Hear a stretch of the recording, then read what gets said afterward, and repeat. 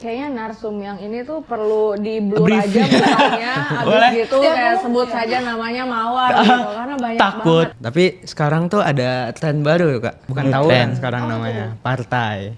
Partai kita dong. Masuk dewan. Beda. Abizar, Ayas pelaku bullying. Kebetulan Alhamdulillah. ini pelaku ini korban. Jujur.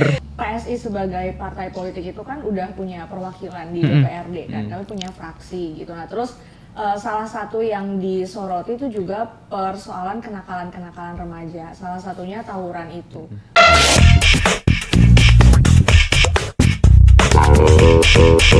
Halo teman-teman semua, selamat pagi, balik lagi di podcast Teman-Teman Gajah Melangkah bersama teman-teman gajah. Jujur. Udah gajah banget nih. Oke, ya terima kasih narasumber. Aku hari ini kebetulan menggantikan Sekwil. Jadi hari ini hostnya adalah aku sendiri. Oh, hari ini aku ditemenin sama co-host. Ada Milen, kemudian ada dua narasumber. Nanti Milen yang akan perkenalkan narasumbernya. Siapa ini narasumber kita pada pagi hari ini? Kenalin sendiri kali ya, udah pada gede kan? Iya. Boleh mungkin dari kamu dulu, silakan. Halo teman-teman, nama aku Nartamal Banayas, aku dari Forpras DKI Jakarta. Halo semuanya, aku Abizar Azra. Teman-teman bisa panggil aku Abizar. Kebetulan aku bagian dari Forum OSIS Jakarta Pusat. Salam kenal semuanya. Selamat Hai. datang Ayas dan Abizar. Yes. Di podcast Teman-Teman Gajah. Jadi hari ini kita mau ngomongin apa ya, Len?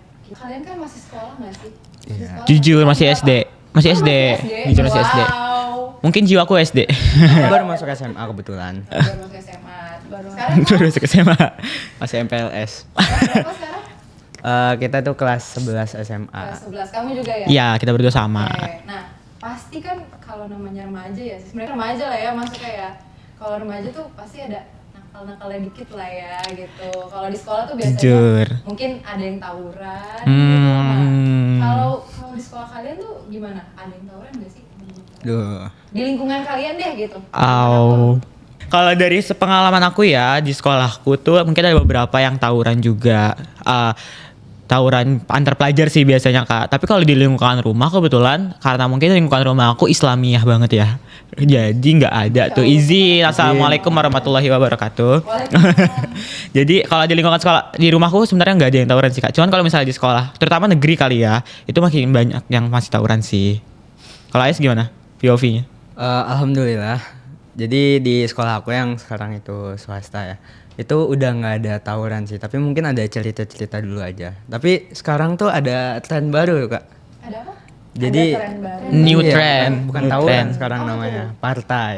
Wah, partai apa tuh? Jadi itu Partai kita dong. Masuk dewan. beda. Jadi itu anak-anak ngasih perwakilan dari sekolah, terus diadu, udah bukan rame-ramean gitu Kak. Duel kita. Jadi kalau mungkin partai kita dewan, mereka by one. Satu-satu, jujur. Oke. Terus sekarang masih banyak terjadi kayak gitu. Masih sih. Tapi aku kurang tahu sih ya. Mereka tuh biasanya kalau partai kayak gitu dia ngumpul satu titik tuh janjian lewat DMIG Kak. Jadi Gitu. bahkan mereka tuh punya brandingnya sendiri gitu loh. Tiap sekolah punya namanya masing-masing. Terus kayak, ayo kumpul di sini kita partaian aja. Gitu. Jatuhnya mirip. Benar. Jujur. Benar. Gitu sih. Oke. Tapi gini teman-teman ya. Kalau PSI sebagai partai politik itu kan udah punya perwakilan di DPRD kan, kami punya fraksi gitu. Nah terus salah satu yang disoroti itu juga persoalan kenakalan-kenakalan remaja. Salah satunya tawuran itu. Kan waktu kita ketemu di beberapa waktu yang lalu, kami dapat laporan juga kan dari teman-teman semua gitu bahwa Betul. ada praktek tawuran gitu di Betul. sekolah. Ada teman-teman di sekolah yang menjadi pelaku tawuran begitu. Nah terus kemudian kalau kami melihatnya gitu ya, bahkan fraksi PSI itu sudah punya statement gitu. Kalau misalnya kalau pelaku tawuran kayak gitu mendingan KJP-nya dicabut aja deh gitu ya. Atau misalnya kebijakan pemerintah lainnya. kalau pelaku tawuran yang hari ini mungkin banyak prakteknya di sekolah gitu ya, dikeluarin aja gitu pelakunya gitu. Nah itu menurut kalian gitu ya, pertanyaanku yang pertama, kenapa sih sebetulnya teman-teman kalian tuh menjadi, beberapa teman kalian gitu ya, itu jadi pelaku tawuran gitu? Apakah jangan-jangan di sekolah jadi korban bullying gitu misalnya, atau Abizar, Ayas pelaku bullying? Kebetulan Alhamdulillah. ini pelaku ini korban. Jujur. Iya, jadi Amin sekali ya. apakah seperti itu gitu, terus kemudian apakah kebijakan yang pemerintah ambil atau sekolah ambil menurut kalian nih dari sudut pandang siswa gitu ya, itu sudah tepat sasaran atau belum gitu? Karena jangan-jangan khawatirnya kami di fraksi PSI juga jangan-jangan kita ngambil statement nggak berperspektif teman-teman siswa nih begitu. Jadi kalau kita lihat dari masalahnya, untuk masalah sosial kan kita harus melihat dari dua aspek, itu dari sosiologis dan psikologis. Dari sosiologis mungkin biasanya tuh di sekolah-sekolah itu ada tradisi gitu Kak. Misalnya dari kakak kelas yang udah lama gitu, itu mereka nurin tradisi kalau kita tuh harus musuhan sama sekolah ini misalnya. Jadi itu mereka asasnya dendam, tapi mereka nggak tahu kenapa dendam gitu. Jadi lebih ke tradisi. Terus kalau psikologis ya, itu dari penjelasan Maslow. Ada teori namanya hierarki kebutuhan. Berat. Berat. Dalam hierarki kebutuhan itu ada yang harus dipenuhi. Salah satunya itu sosial sama validasi. Kalau tidak dipenuhi di rumah, maka anak-anak akan mencari di tempat lain. Mungkin salah satunya di tongkrongan gitu ya. Dan untuk mendapatkan validasi itu, mereka harus tawuran misalnya, sehingga mereka terjerumus ke hal-hal yang nggak baik. Nah, maka dari itu untuk kebijakan misalnya dikeluarkan atau dicabut KJP-nya gitu ya, itu kita harus melihat dulu masalahnya. Kenapa sih mereka bisa kayak gitu? Dan kita harus melakukan mediasi ataupun solusi-solusi lain untuk menyelesaikan akar dari masalahnya, bukan dari luarnya aja.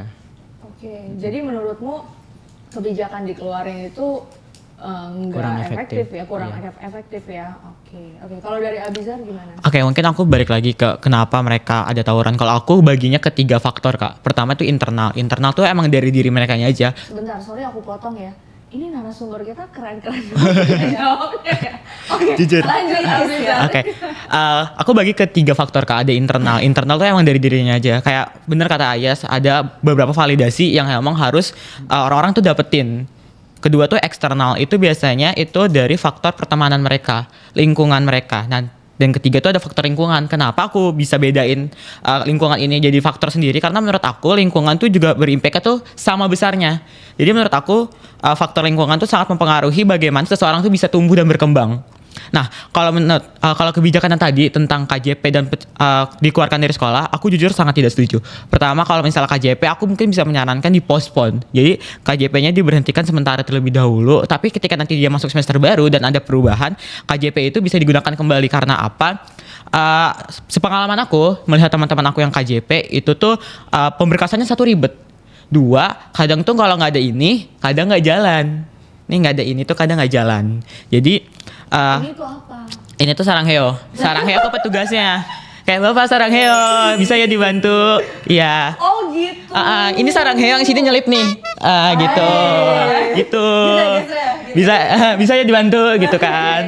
Nah, itu sih. Jadi kayak seharusnya membantu malah jadi meribatkan pelajar kan. Jadi harus ngeluarin beberapa hal lagi.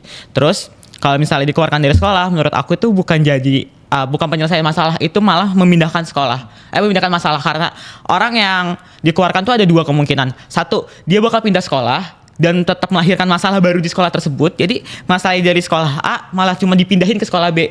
Intinya tuh masalah nggak diselesaikan, tapi cuma dipindahin. Nah, ada juga kemungkinan dia bakal putus sekolah. Hal ini bakal mempengaruhi angka pengangguran dan kurangnya pendidikan di Indonesia. Sedangkan masalah ini tuh udah diatur di Undang-Undang Nomor 35 Tahun 2014 tentang perlindungan anak dan menjamin hak-hak anak. Itu sih Kak kalau menurut aku. Oke, wow. Jujur. Anak SMA. Jujur. SMA loh udah kayak gini. Iya betul. Oke, kalau misalnya tadi highlightnya adalah validasi gitu, ya. Kemudian mungkin kurangnya ruang mengaktualisasikan diri gitu. Di sekolah itu sebetulnya kalian tuh kegiatannya ngapain aja sih selain belajar? Kalau misalnya aku nggak tahu, Milan dulu di sekolah ikut-ikutan OSIS gitu nggak, Len? Aku dulu ekskul. Oh, ekskul. Pertama ikut ekskul dance, abis itu paskib. Boleh. Pindah-pindah. Boleh, dance nggak? boleh langsung. Berarti aja bayar kalau mau dance. Oh, ada fee-nya, ada fee-nya. Iya, ada sarangheonya. Oke. Oke, ya kalau misalnya kayak aku gitu ya, aku waktu di SMA itu aku ikut kayak organisasi kesiswaannya juga gitu, dan banyak banget gitu acaranya di situ. Kayak tiap bulan tuh pasti ada aja gitu acaranya yang dibikin sama anak-anak OSIS gitu. Tapi kalau sekarang tuh gimana di sekolah kalian gimana? OSIS tuh kegiatannya apa aja dan dapat dukungan gak sih dari sekolah? Mungkin dari aku dulu ya, karena aku kebetulan mantan OSIS juga. Jadi kalau di sekolah aku tuh OSIS sebenarnya 50-50 antara didukung atau enggak. Soalnya kebanyakan kegiatan kita tuh bersifat seremonial aja, Kak. Jadi kayak dari atas nih, ini ngasih surat nih, bikin acara ini aja. Kayak contoh tuh Hari Guru. Mungkin ini salah satu bentuk terima kasih kita ke guru. Menurut aku ada hal yang emang harus kita prioritaskan lebih lanjut sih, Kak. Itu menurut aku. Terus kegiatan kita selain OSIS MPK atau ekskul tuh gimana? Mungkin sekarang karena OSIS sekarang sudah merasa tidak dihargai, apalagi ada keputusan baru tuh yang viral, tau nggak ya, yang kata masalah SNBP. Sertifikat OSIS tuh udah nggak bisa lagi digunain untuk seleksi nasional berbasis prestasi. Otomatis perjuangan kita ini sia-sia, Kak, selama setahun. Kan OSIS tuh minimal setahun ya, satu periode. Jadi banyak orang yang mencari opportunity lagi di luaran. Kayak contoh, mungkin aku sama Ayas. Aku masuk Green Generation, Forum OSIS, Ayas masuk Forpras. Kita nyari opportunity lain yang emang bisa membantu kita. Jadi mungkin sekarang siswa lebih open mindset kali ya. Dia mencari tempat di mana mereka bisa dihargai. Gitu sih. Jadi nggak ada yang minat lagi ke OSIS atau gimana? Mungkin dibilang nggak ada, nggak juga. Tapi degradasi dari penurunan minat mereka tuh kelihatan banget tiap tahunnya. Karena kalian merasa tidak dilihat gitu ya, kurang tidak dihargai. didengar gitu Betul, ya. betul. Pernah protes nggak? Oh, atau Ayas mau jawab dulu kalau kondisinya OSIS gitu atau kegiatan-kegiatan lain di sekolahnya Ayas? Karena aku sendiri ini bukan OSIS MPK di sekolah ya, tapi di sekolah aku sendiri itu cukup aktif untuk ruang aktualisasi diri karena diwajibkan untuk ikut ekskul untuk setiap anak. Untuk OSISnya sendiri mungkin pendapat aku ya, bagi pelaksanaannya itu cukup ribet karena ada beberapa kali temen aku tuh sering ngeluh kalau mereka tuh ngajuin proker tapi nggak di-ACC. Iya, betul. Terus juga kalau mereka mau ngajuin ide baru misalnya itu langsung ditolak gitu aja karena katanya itu jadi proker yang kurang efektif buat dijalanin karena sebelumnya itu udah ada proker yang banyak dari periode sebelumnya tapi masih harus dijalanin di periode yang ini. Oke, Gitu. berarti sebetulnya ini tuh sama aja memvalidasi apa yang tadi Abizar sampaikan dong. Artinya ketika OSIS itu ribet, dipersulit, hanya seremonial aja, akhirnya anak-anak kayak Ayas ini juga jadi nggak tertarik gitu gabung sama OSIS gitu kan. Ditambah lagi ternyata sertifikasi OSIS sudah tidak Bisa digunakan lagi gitu untuk masuk universitas. Jadi ini hanya akhirnya mengkonfirmasi bahwa masalah tersebut memang tervalidasi gitu. Betul. Oke. Tadi kalau boleh tahu acara yang sebenarnya kalian ajukan, akhirnya kalian buat dengan forum yang lain atau gimana? Sebenarnya kan ini teman-teman aku yang OSIS itu lebih fokus ke organisasi di internal sekolahnya aja. Jadi mereka ini emang ngadain proker yang bisa diadakan di sekolah. Tapi ketika itu ditolak ya udah nggak bisa diajukan di tempat lain lagi karena emang itu suatu program kerja yang emang diajukan untuk kegiatan di sekolah itu. Oke, Iya. Jadi kalau di eksternal pun nggak bisa. Iya. Sebenarnya bukan lebih nggak bisa dilakukan, mungkin idenya bisa diimplementasikan, Kak. Cuman kan emang sebenarnya pelaksananya harus di sekolah karena menurut Permendikbudrismen pun OSIS adalah satu-satunya organisasi resmi di sekolah. Jadi seharusnya emang mungkin tujuan awalnya itu emang efektifnya di sekolah. Cuman ketika diimplementasi mungkin bisa, tapi apakah sesuai dengan gambaran awal? Nggak juga gitu loh. Jadi dampaknya tidak sesuai dengan yang kita inginkan gitu. Boleh kasih contoh nggak acaranya apa sih yang kalian ajukan tapi ditolak? Kalau aku sih waktu itu sempat ngajuin cup. Itu tuh prosesnya kurang lebih 4 bulan awal. Jadi kita dari awal sertijab tuh udah ngerancang 4 bulan awal tuh ditolak. Tapi akhirnya bisa di ACC tapi dengan kita beneran manut tunduk banget sama peraturan sekolah. Jadi kita nggak bisa berekspresi luas tuh di cup itu. Bahkan FYI aja karena kebetulan aku sekretaris pelaksana, proposal tuh baru ditandatanganin, ibaratnya baru disetujuin ketika cup hari terakhir udah dilaksanain. Jadi kita cup itu kurang lebih kalau nggak 2 minggu, 4 hari. Itu di hari keempat perlombaan, abis pembacaan juara, itu baru proposal ditandatangani dan itu dana baru turun di situ. Oh, terus kalian anggarannya? Yes, jadi kita alhamdulillah ada beberapa sponsor sama ada donatur karena kita menggunakan prinsip selain donatur dilarang atur. Wow. Jujur. Slay. Slay. Oke, girl. Oke, menarik. Itu satu hal, berarti boleh nggak sih dikasih tahu anggaran OSIS tuh berapa besar sih? Oke, sebenarnya ini jadi salah satu concern kita juga karena aku nggak tahu ya di sekolah lain bagaimana, tapi di sekolahku yang lama itu tuh OSIS gak dilibatkan dalam rapat kerja guru. Kan biasanya kan guru tuh per tahun tuh ada rapat ya. Biasanya tuh di akhir semester di bulan-bulan Juni Juli itu mereka ada rapat untuk nentuin nih RAB mereka setahun tuh bagaimana. Jadi untuk OSIS tuh sebenarnya udah dipatokin sendiri, tapi biasanya tuh kita nggak diikut sertakan, jadi kita tuh nggak tahu sih visibilitas untuk OSIS tuh berapa. Biasanya tuh kayak kita ngajuin proposal dana segini terus sekolah ngomong oh kita cuma bisa cover 30% misalnya, atau bisa kita cover cuma 50%. Jadi kita nggak dikasih tahu nih sebenarnya setahun tuh kita dapat Berarti, berapa. sorry, dana yang kalian biasanya ajukan tuh berapa? Kalau acara internal itu tuh cuman 1 sampai 1,5 juta dan itu udah sama uang makan panitia. Kan panitia pasti makan dong. Itu acara apa, sorry?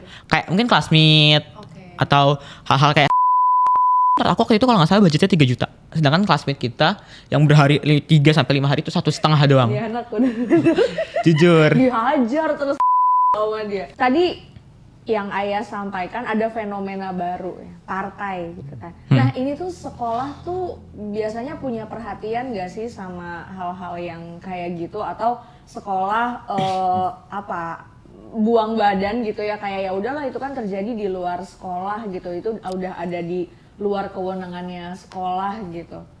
Menurut Ayah gimana? Sebenarnya dari sekolah itu ya udah mengadakan kayak sosialisasi bahwasannya tidak boleh ada kelompok bawah tanah yang menjalankan kayak misalnya hal-hal yang tidak baik gitu. Bahkan untuk kita biasanya nongkrong gitu ya, tempat nongkrong di jam pulang sekolah itu kita dilarang buat ikut nongkrong di situ gitu. Karena itu bisa jadi mengarah ke hal kayak misalnya ngerokok kayak partai sendiri gitu ya. Itu sekolah itu nggak tahu ya, karena itu kan kelompok bawah tanah kayak Oke, berarti sekarang tongkrongan yang sekolahnya nggak jadi tahu gitu. Ketahuan kan? Itu ada. Tapi dia nggak mungkin nggak tahu deh. Iya. Kayak nggak mungkin sama sekali nggak tahu atau mungkin. Memang untuk kelompoknya itu ya, kayak misalnya kelompok yang suka nongkrong dan ngelakuin hal kayak gitu itu sekolah udah tahu. Tapi kayak misalnya orang-orangnya itu sekolah tuh nggak terlalu buat ngelakuin Tindakan. ya untuk Tindakan nyata. itu kurang. Cuma ada peringatan. Kalau misalnya penyelesaian permasalahan di sekolah gitu ya, misalnya ada kejadian ribut di sekolah gitu ya, itu kan biasanya ada apa sih kalau di sekolah tuh BK. BK. Ya? BK. Nah, fungsi BK di sekolah itu gitu ya, apakah menjadi tempat yang aman buat teman-teman cerita gitu? Apakah misalnya Bu, si ini ada ribut nih, terus mereka tuh suka kasih solusi gitu nggak sih? Sorry, sebelum ini nyambung pertanyaannya, ada BK atau ada psikolog juga nggak? Gitu. Biasanya kan ada beberapa. Iya, ada beberapa sekolah yang punya swasta psikolog. juga. Iya, ada psikolog. Mungkin negeri sekarang ada juga. Gitu. Ada nggak psikolognya selain BK? Kalau dari pengalaman aku sih di 2 sekolah ini kayaknya belum ada, beneran cuma BK doang. Oke, jadi kalau BK gimana tadi pertanyaan sih? Kalau dari sekolah aku itu baru ada guru BK-nya aja. Tapi guru BK kita itu cukup terbuka. Jadi bukan yang menghakimi gitu. Tapi kalau menjawab dari pertanyaan Kak Elva tadi, apakah kita bisa terbuka atau enggak itu lebih tergantung ke gurunya. Abizan mau nambahin? Kalau aku mungkin nambahin, BK tuh sebenarnya punya prinsip ketika kamu udah keluar ruang BK, kita bakal lupa sama masalah kalian. Misalnya Ayas guru BK, aku ceritain ke Ayas, Pak aku gini, terus dia ngomong, oh nggak apa-apa kok rahasia kalian aman karena setelah kalian keluar dari ruangan ini, rahasia kalian bakal kita lupain. Aku pernah lihat di komen TikTok gitu ya. Guru BK malah gibahin sama guru-guru lain. Iya. Masalahnya. Oh, kalau yang itu sebetulnya nyambung sama apa yang didorong oleh fraksi PSI. Jadi memang salah satu permasalahan yang kami soroti adalah kompetensi guru BK tadi yang tadi sudah Ayas dan Abizar sampaikan gitu, bahwa kami memang mendorong pelatihan terhadap guru BK gitu. Jadi supaya paling tidak guru BK ini betul tadi gitu punya perspektif empati paling enggak gitu ya. Atau udah bagus banget kalau misalnya guru BK ini punya background psikolog gitu atau psikolog anak gitu. Itu satu. Kemudian memang ketika berhubungan dengan anak gitu ya, aku pikir sih memang nggak bisa sembarangan ya. Anak ini kan juga usia-usia yang mereka masih belajar menjadi manusia gitu Betul, ya. betul. Jadi mereka masih menangkap pengalaman-pengalaman yang banyak baik itu di rumah maupun di sekolah gitu. Jadi berarti yang kebijakan PSI yang didorong yang ini pas ya menurut Ayas ya. Kalau tadi kan kebijakan Agak terkait kurang. dikeluarin Kan, atau atau dicabut KJP-nya kan itu menurut kalian kurang Iya. efektif kan. Tapi kalau yang untuk mendorong kompetensi guru BK udah pas berarti yang Pas, PSI pas. lakukan. Oke. Ngedorong banget sih kebetulan. Oh enggak. Bisa ngedorong banget. Oke, terima kasih teman-teman, terima kasih. Pertanyaan berikutnya begini. Ini kan tadi kalian udah menyampaikan keluh kesah kalian gitu. Kalian melihat bagaimana sekolah memperlakukan kalian gitu. Kalian melihat bagaimana kalian belum didengar, kalian tidak dilibatkan begitu ya. Ini kita berandai-andai gitu. Seandainya Abizar atau Ayas itu jadi pihak sekolah gitu. Kalian tuh mau jadi pihak sekolah atau capsek atau guru yang kayak gimana sih sama murid-murid gitu. Dalam rangka untuk peningkatan kapasitas. Jadi apa prok. Kalau aku sendiri, aku pengen, jadi kan sebenarnya kalau sekolah tuh, kayak aku bilang ada organisasi resmi kan di sekolah, OSIS dan MPK. Menurut aku akan melakukan pemberdayaan organisasi terlebih dahulu. Jadi aku pengen tahu apakah OSIS MPK udah sesuai dengan tupoksinya atau belum. Ketika sudah sesuai, aku akan melakukan pemberdayaan ke mereka. Aku bakal dukung fasilitas-fasilitas. Kalau aku tuh lebih ingin meningkatkan kompetensi guru secara komunikasi sosial gitu ya.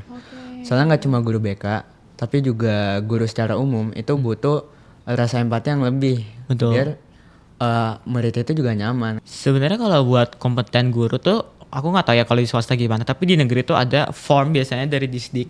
Itu tuh ngasih form kayak gimana sih guru di sekolah, kayak kita suruh kasih penilaian nih. Menurut aku hal tersebut nggak efektif. Harusnya ya walaupun sekolah di Jakarta banyak, tetap harus terjun langsung sih menurut aku. Dimana sih dari siswanya, POV siswanya, ibaratnya sidak lah, harus mikirin langkah lain yang lebih efektif lagi dibanding lewat Google Form. Oke. Gitu. Tepuk tangan dulu dong buat teman-teman. Keren banget. Oke, keren banget. Berkaitan sama apa yang sedang kalian lakukan. Misalnya Abizar di forum OSIS Jakarta Pusat, Ayas di Forpras gitu ya. Forpras itu apa? Forum Pemuda Beraksi Jakarta. Pemuda Beraksi Jakarta. Nah, ini tuh sebenarnya kalian tuh lagi mau nunjukin apa sih di organisasi kalian gitu? Boleh diceritain mungkin tujuannya kalian sebenarnya apa gitu untuk membangun organisasi ini, untuk ikut organisasi ini tuh apa gitu tujuannya? Apakah ya itu tadi karena ya habisnya di sekolah kita nggak difasilitasi. Oke. Satu, nggak munafik, kita nyari sertifikat juga. Kita nyari opportunity lain seperti aku bilang. Gimana caranya kita bisa tetap nyimbangin belajar sama supaya kita bisa masuk PTN nih. Kan tujuan utama kita, mungkin ada yang kuliah ada yang kerja, tapi kan yang kuliah pasti fokusnya ke PTN. Jadi kita nyari sertifikasi di luar. Selain itu, kalau dari Farmasi Jakarta Pusat sendiri, kita tuh ngusung tema inklusivitas pendidikan. Jadi kita melihat nih, oh ternyata pendidikan itu bobrok banget untuk sekarang. Kita pengen, mungkin dari gertakan kecil dari kita tuh, nyambung seperti yang tadi, mungkin kita udah sering audiensi ya Kak. Aku udah nyampein beberapa hal kayak, oh ternyata ada pelakuan kekerasan seksual di sekolah, bullying dan lain sebagainya. Jadi kita pengen siswa tuh beneran terbuka ke kita. Terakhir tuh kita udah pernah ngadain 2 program sih. Pertama tuh Jakarta Bersuara Keras, agak promosi dikit. Jakarta Bersuara Keras. Jasuke. Itu tuh kita laksanain temanya itu pemanfaatan layanan pendidikan gratis. Kayak tadi GJP. Berarti kan kita di situ ngebahas gimana caranya tuh siswa nyari validasinya tuh nggak tentang tawuran aja, tapi banyak loh ruang-ruang yang siswa tuh bisa ikutin untuk mencari validasi diri mereka. Terus kemarin kita laksanain alhamdulillah di gedung DPRD juga, itu forum ketua OSIS. Jadi kita dengar nih OSIS itu gimana. Jadi selain inklusivitas pendidikan, kita juga pengen adanya pemberdayaan organisasi. Jadi seimbang tuh antara pendidikan sama organisasi. Kan orang tua pasti mikirnya kayak ngapain sih ikut organisasi, fokus aja belajar. Sedangkan di sini di buat untuk PTN itu ada yang namanya pertimbangan persentilnya, entah itu dari semester 1 sampai semester 5 rapotnya berapa, terus sertifikat lomba, sertifikat organisasi itu kan juga dihitung. Jadi kita kalau misalnya emang agak kurang nih di pembelajaran, kita kan bisa ngejar di lain gitu loh.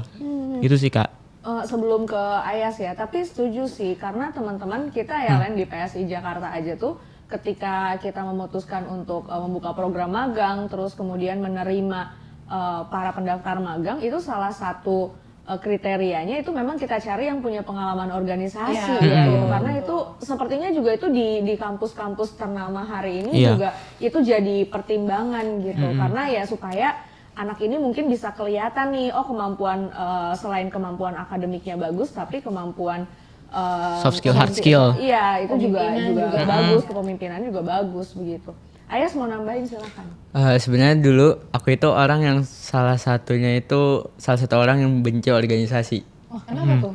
Karena menurut aku dulu organisasi yang aku tahu ya kayak misalnya OSIS gitu, itu tuh cuma ngelaksain program-program gitu, nggak ada dampak nyata menurut aku. Buat aku sendiri waktu pertama kali nyoba organisasi, kayaknya asik juga nih. Terus lama-lama emang asik, jadi aku lanjut di beberapa organisasi selain Fortpress gitu ya. Itu emang buat asik-asikan aja, tapi dari situ justru aku malah dapet Impact nyata dari aku sendiri sama secara lingkungan gitu ya.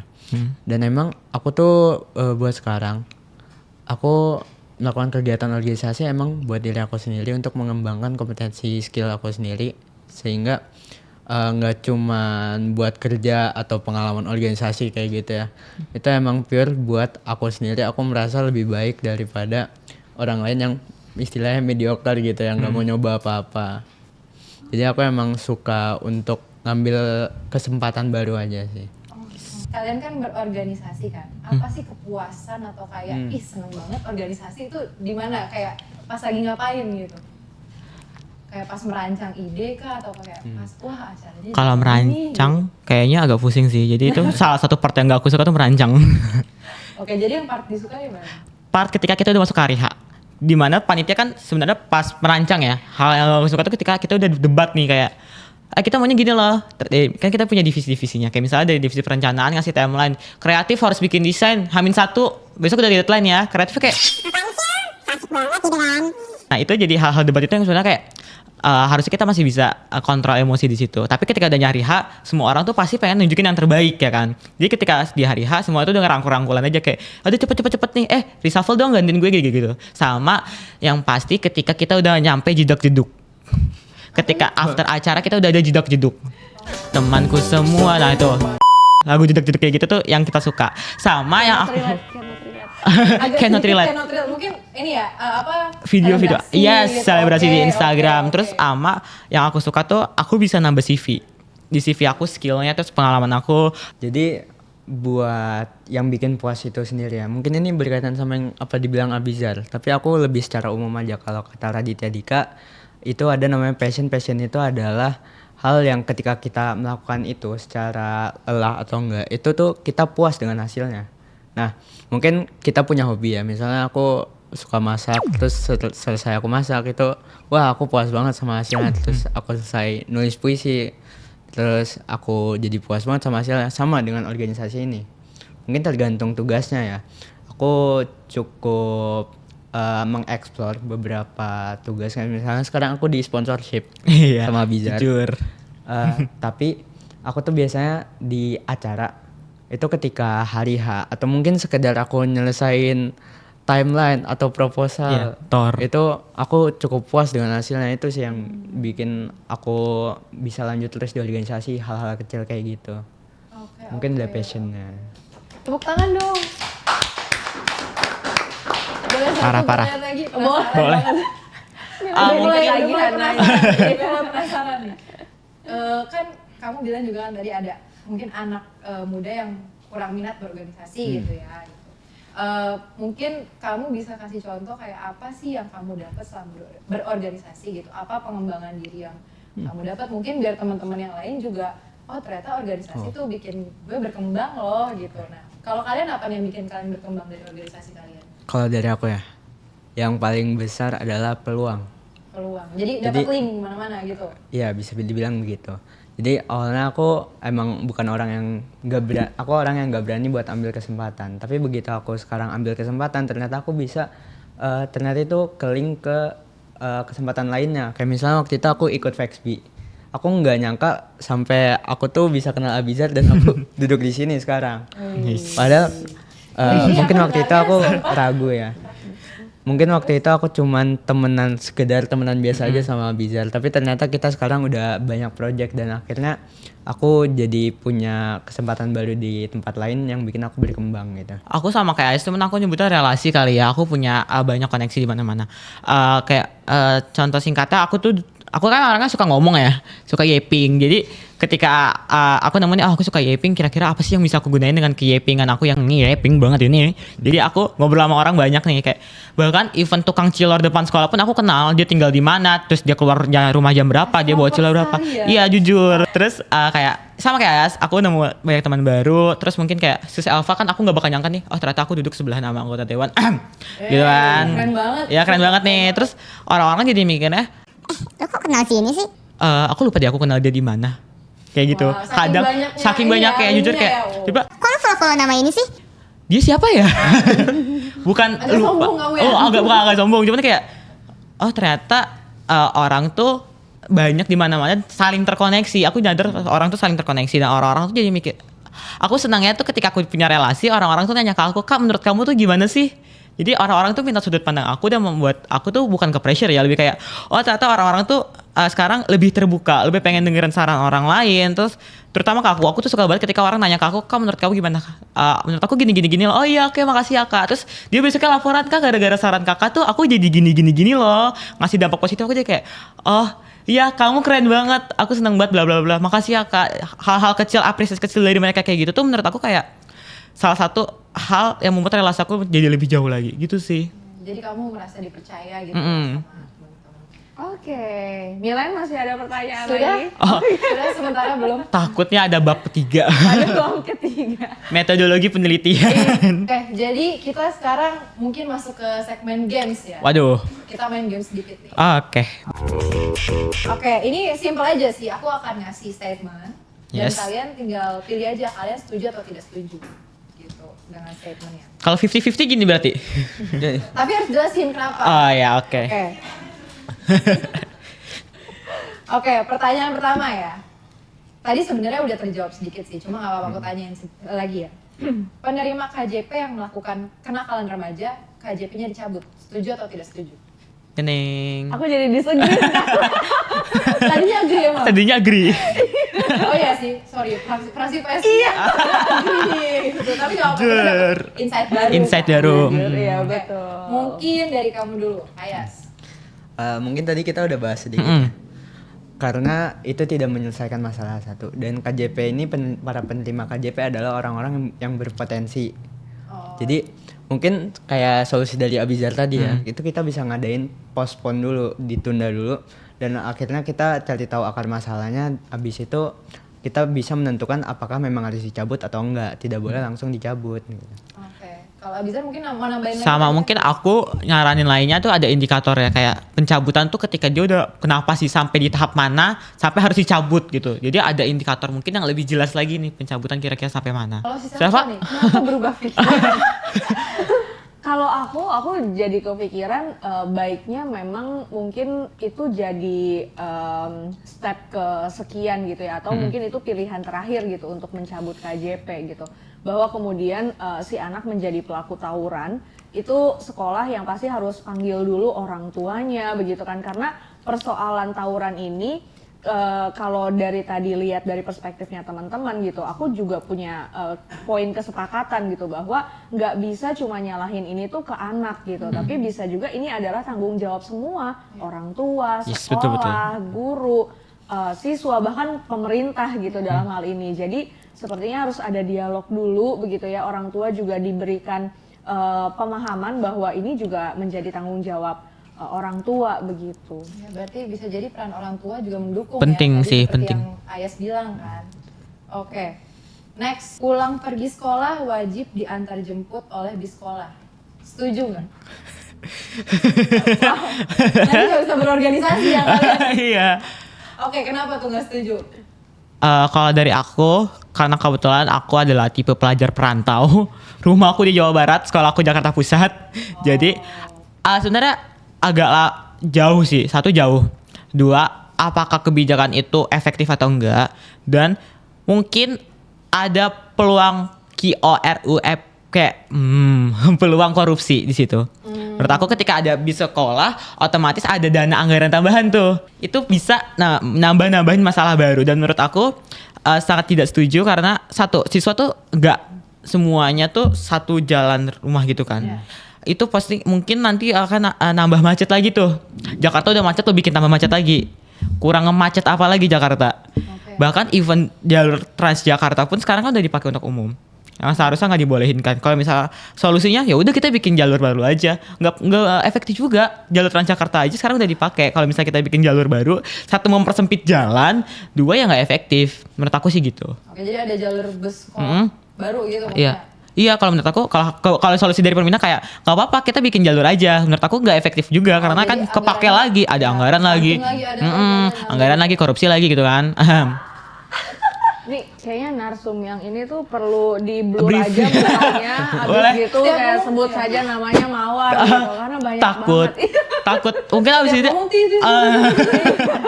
Menyambung tadi ya Safa, sebenarnya kan memang sudah dianggarkan ya kalau bus sekolah itu Untuk ya. di sekolah, iya ada, memang ada, cuma memang nggak setiap hari gitu, ada rute-rute tertentu gitu, dan kadang-kadang kalau ada permintaan dari warga gitu, jadi rutenya bisa muter ke lokasi tersebut. Oke, Gitu. nah kenapa tidak setuju nih Safa deh? Saya ganti deh. Ini kayaknya 50-50. Pelin-pelan. Bisa jadi. Pelin-pelan.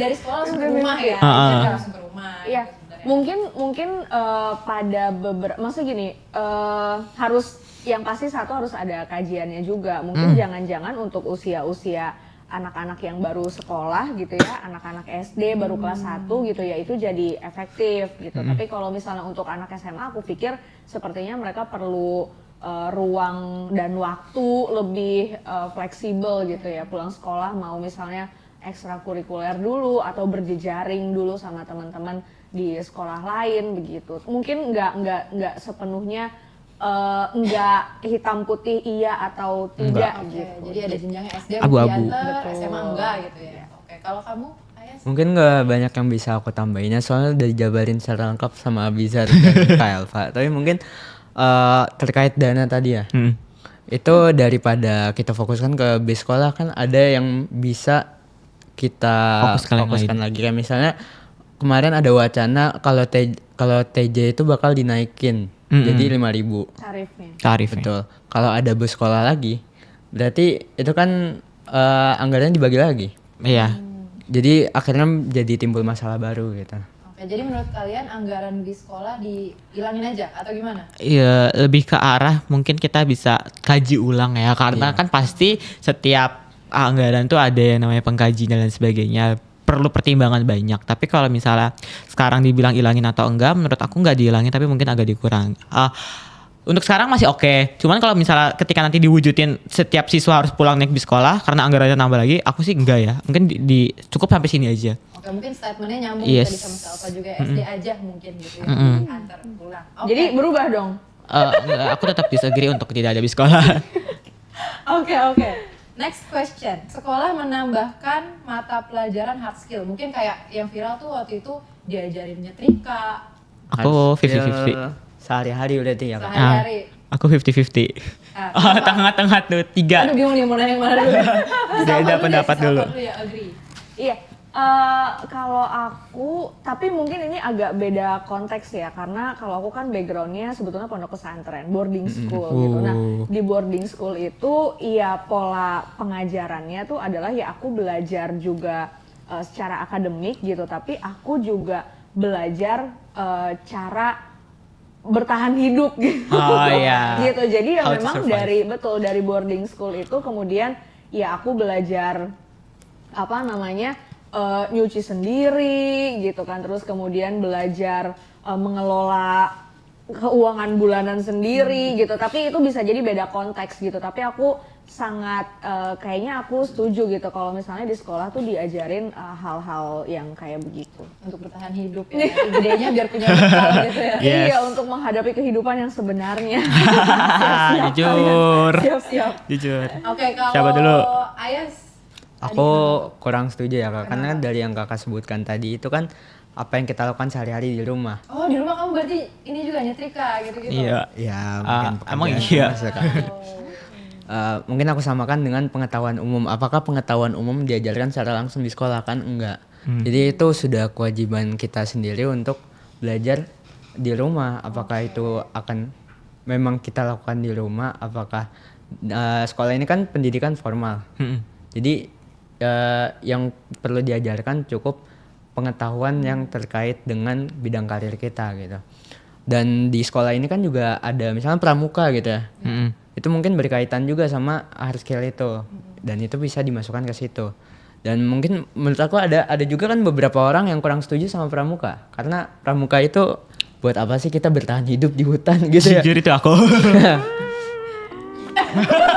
Mungkin kurikulum pramukanya udah harus disesuaikan tuh dengan Iya, kondisi mungkin. kekinian. Nah, itu masuk ke jawaban aku sebenarnya. Aku 50-50 Oke, boleh lanjut. karena udah selesai belum? Oh, ya, belum, lanjutin dulu dah. Udah selesai kok. Udah. Lanjut aja. Oke, lanjut. Aku 50-50 karena menurut aku mungkin ini konsepnya sama kayak TKA. Di mana kesiapan pemerintah untuk melaksanakan hal tersebut. Ketika emang udah dikaji secara matang, udah ada beberapa contoh implementasi di beberapa sekolah, dan ternyata hasilnya baik, mungkin bisa dilaksanakan. Tapi kita juga perlu tahu nih sampel yang diambil tuh dari sekolah mana. Jangan sampai sekolah unggulan semua yang jadiin sampel ya. Jadi programnya pasti bagus. Tapi kita harus tahu nih ada beberapa klasifikasi sampel yang emang harus diujikan. Jadi nggak cuma nyasar ke sekolah yang bagus, tapi juga ke sekolah-sekolah yang mungkin istilahnya nggak masuk top 1000 LPTP gitu kan. Itu ketika aku kurang setuju, tapi aku setuju karena menurut aku benar how to survive antara dari SMA ke kuliah tuh udah kerasa banget. Gimana mungkin nanti ada yang merantau kan, gimana cara mereka ngelola uang, mungkin udah diajarin kayak oke, kita ngasih uang bulanan, tapi kan nanti beda tuh di perantauan. Pasti ada beberapa hal yang mungkin kalau misalnya kita sekarang dikasih uang bulanan tapi buat fotokopi aja kita tetap minta orang tua kan. Atau mungkin sesimpel Ayas tadi naik Gojek itu tetap minta mamah walaupun udah dikasih uang jajan. Hal-hal kayak gitu kan yang emang sebenarnya pengeluaran yang lebih besar dibanding pengeluaran pokok kita. Jadi tetap harus diajarin tapi ketika semuanya udah siap. Jadi makanya aku 50-50 gitu. Tapi gue manage uang tau Zer. Tapi lu tetap minta mamah buat Ya, Gojek. itu namanya hemat teman-teman. Jadi uang kamu disimpan. Wah, mamah. Iya jujur. Jadi aku orang yang dikasih uang jajan dalam sebulan, terus aku manage uangnya biar bisa dipakai bulan depannya lagi. Terus bulan depan lagi minta mama lagi. Iya. Nabung, Emang saving udah ada life. jatahnya aja Oh, udah sih, ada Pak. jatahnya. Iya, iya. Aku pernah gitu juga kok. Oke, next ya. Satu lagi deh. Kurikulum sekarang membuat siswa tertekan. Aku nggak jawab. Kurang tinggi nggak? Ada Zalfa yang mungkin ini ya apa? Aku bersama teman-teman. Berpihak ya. Aku Ini bersama nanti siswa. menerima kritik dan saran dari teman-teman siswa ya. Karena kan yang merasakan secara langsung kan kalian. Kalau kalian gimana? Mungkin di sekolah aku sendiri tidak terlalu merasakan yang namanya kurikulum merdeka apakah berpengaruh atau enggak. Soalnya ini kan fokusnya kayak misalnya agar siswa itu bisa fokus ke minat dan bakat masing-masing. Jadi diadakan peminatan gitu ya. Tapi di sekolah aku itu masih dipaketin jadi masih IPA dan IPS. Tapi buat teman-teman yang mungkin merasakan itu jadinya malah bingung. Apakah arah karirnya tuh mau kemana gitu. Apakah sesuai peminatan atau enggak. Karena nantinya malah kurang kepake di penerimaan kuliah gitu. Kalau dari aku, karena aku ngerasain nih kurikulum merdeka kebetulan. Pertama kurikulum merdeka, jadi kan kurikulum merdeka sekarang ada 2 ya. Kurikulum merdeka yang lama sama yang revisi kan. Yang lama tuh yang P5 sama per paket dia jatuhnya. Jadi menurut sekolah tuh kalau misalnya lo mau ngambil ekonomi, lo harus ngambilnya ekonomi, matematika lanjut, geografi, sosiologi. Misalnya di sekolah A kayak gitu. Tapi di sekolah B, oh enggak, ekonomi tuh nggak usah pakai matematika lanjut, ekonomi, geografi, sosiologi, udah itu aja. Lu nggak usah ngambil matematika. Iya, hal itu yang harusnya tuh ada patokannya kan dari atas. Tapi karena emang langsung gebuk aja ya bahasanya, langsung dihajar aja di satu kegiatan, jadi kayak satu momen. Jadi sekolah juga bingung kan jadinya kayak aduh per paketnya gimana sih? Nah, itu juga pengaruh sama siswa mutasi. Contoh kayak aku siswa mutasi kan. Di sekolah aku yang lama tuh nggak ada yang namanya pelajaran sosiologi, pelajaran sejarah lanjut. Sedangkan aku harusnya ngambil IPS. Malah di sekolah aku adanya matematika tingkat lanjut yang itu tuh walaupun kelas aku peminatan ekonomi, matematika tingkat lanjut tuh nggak terlalu digunain di ilmu ekonomi kan sebenarnya. Pas aku pindah sekolah, pas tes dulu tuh, itu tuh kayak agak kelimpangan sendiri nih. Oh ternyata perbedaan kultur ya jatuhnya. Ya culture shock ya jadi. Kayak gitu kan, agak gitu kan. Terus habis itu masalah yang kayak TKA tadi kan, persiapan pemerintah tuh nekan siswa banget. Bahkan kisi-kisi TKA tuh katanya baru keluar 3 bulan sebelum TKA. Itu tuh waktu yang singkat banget. Even UTBK pun sebenarnya harusnya udah disiapin dari sebelum jauh-jauh hari lah. Aku sama Ayes tuh tipe yang nyiapin UTBK udah dari sekarang. Karena bukan yang gak pede SNBP, cuman kita harus mempersiapkan rencana cadangan kan. Kalau TK kan itu jatuhnya wajib ya. Di TK tuh awalnya bilang TK tuh syarat wajib kalian untuk masuk kuliah gitu kan. Sedangkan kenyataannya TKA ternyata cuman supaya syarat bisa ikut SNBP. Kan beda tuh. Dan universitas pun sekarang banyak yang gak mandang TKA karena ya hasilnya jeblok rata-rata nasional ya. Gitu sih. Jadi kebijakan sekarang menekan siswa banget gitu. Menurut aku. Banget. Ada tanggapan nih Bu Dewan mungkin? Jadi begini ngomongin gara-gara Abizar. Ya, karena kalau ketetapan kurikulum itu kan sebenarnya memang berdasarkan dari pemerintah pusat ya. Betul. Jadi semoga nanti bisa menyuarakan ini, meneruskan ini ke pemerintah pusat juga sih. Daerah juga ya. Dari Dan daerah semoga- ke pusat gitu. Semoga PSI-nya punya Iya. DPR. Amin. Oh. Oke, jadi itu tadi podcast kita hari ini bareng Abizar Abizar. dan Ayas. Keren banget, luar biasa. Tepuk tangan Thank you. dulu buat para Thank you narasumber. banget. Mungkin sebelum menutup podcast kita hari ini, ada kata-kata hari ini enggak? Kata-kata Dari hari Ayas ini. dan Abizar. Jangan panjang-panjang Abizar. Tadi udah nyiapin skripsi kebetulan Nggak untuk usah. closing statement. Oh nggak usah. Oke, silakan dari Ayas dulu, Ayas baru dulu. kemudian dari Abizar. Closing statementnya. Tidak ada yang sempurna di bawah langit. Maka hidup harus berani menang kalah lain lagi. Sebuah quote of the day.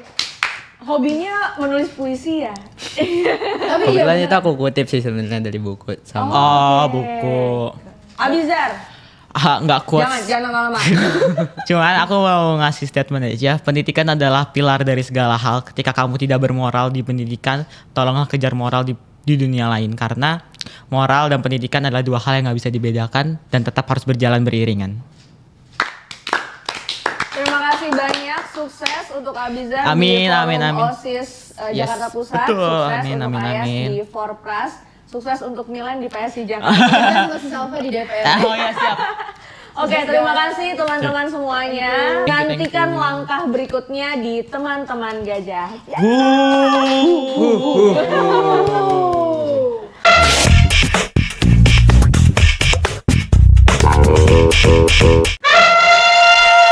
PSI, Partai Super Terbuka.